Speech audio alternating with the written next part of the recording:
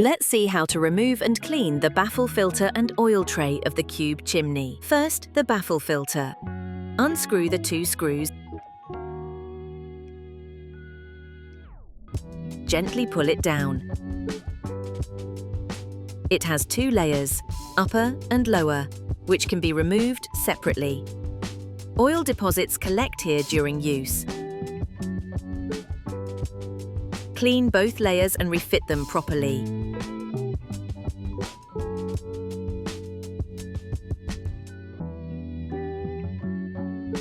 Make sure the protrusion fits into the slot and the hole faces downward so oil drains into the tray. Now, place the filter back into the chimney.